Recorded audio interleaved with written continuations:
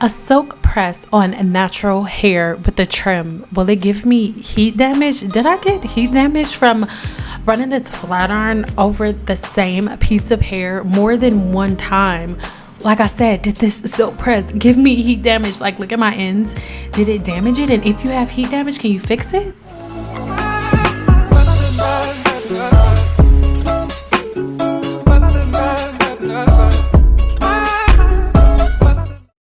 Now, before we get started, make sure you go ahead and subscribe here to my channel. And once you subscribe, be sure to click on that bell notification so you're notified every single time I post another video. And lastly, give this video a thumbs up to trigger the algorithm, letting them know that you're messing with your girl, okay? So my hair has already been blown out, and this is the part that everybody dreads. Everyone is so scared to blow dry their hair, and then if anybody uses more than one pass during the silk pressing process, everybody is so scared of heat damage. But the reality of it is, if you use the right temperature and the right products for the right level of porosity, you guys, your hair will not suffer from heat damage. As you can see in this small display, you saw me do the individual pieces. I probably ran the flat iron across one time, and then the second time when I curled it, and now this third time, which is really like the fifth time. Okay, so now my hair has been, in the whole silk press thing for maybe like a week, and at this point I'm done with it. I've put it in a couple of plaits, and I've already put plenty of oil on my hair shaft. Now I am going to detangle my hair before I wet it. You do not detangle your hair with water. It causes it to break, because your hair is weakest when it is wet, and it is strongest when it is dry. So if that is something you want to do, if you want to make sure that your hair stays strong, you are going to detangle your hair before water is introduced. Because if you do it after the water is introduced, then what ends up happening is you end up breaking your hair, because your hair is weakest when it is wet. So as you are detangling your hair, notice how with one hand I'm holding my roots, and then I'm combing through. And that way you end up preventing your hair from experiencing a whole lot of tension and a whole lot of shedding, because the purpose of detangling your hair is to get some of those ends that were supposed to shed out and fall on the floor. You're getting them out. They have already detached themselves from the root. They are on the hair shaft. So grab your hair, that section that you're combing, with one hand, and then use the other hand to detangle. That is the amount of shedding that I received from combing my entire head. You should not lose a bunch of hair, okay? So now that my hair is completely and totally detangled, now I am going to go ahead and wash my hair. The very first thing you want to do is use hot water, because hot water is going to open up the cuticle, and then cold water is going to do what? Close it. Now you're going to see me wipe off the camera because it was really hot in there. And yeah, so let's get with it. All of the products that I'm going to use in this video can be found in the description box below. So just go ahead and get into it, and then I'll be back.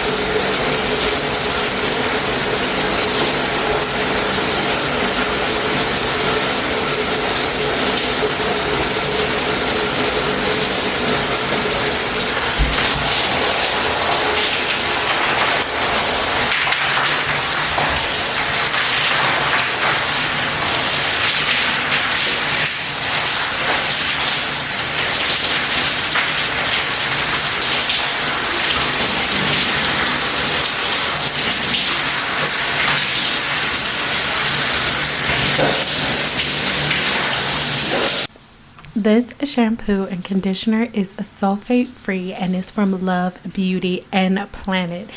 It has coconut oil and ylang ylang oil in it. I really hope I said that right. Now, I love this one because no, my hair is not damaged, but it is high porosity. Now, this is a plant-based product, and I want you to pay attention to the fact that on the directions it says to avoid the roots and then to rinse out when you finish. Please understand that when you are using conditioner or when you're shampooing your hair to remove the fatty deposits from your scalp, but mainly the hair shaft. And the conditioner that goes into your hair is for the hair shaft. The bottle tells you to avoid the scalp. And the thing about plant-based product lines, they really focus mainly on health. So they're trying to let you know that this carrier oil, coconut oil, is very heavy. So it's not supposed to go on the scalp. It is supposed to go on the hair shaft. This one is really great for high porosity hair, which I have. So if you don't take anything else from this video, please understand that your conditioner does not go on the scalp. It will block the hair follicles, which in return block oxygen flow, which in return slows down your hair growth. And I really hope you take that in. I didn't make it up. It's on the bottle, girl.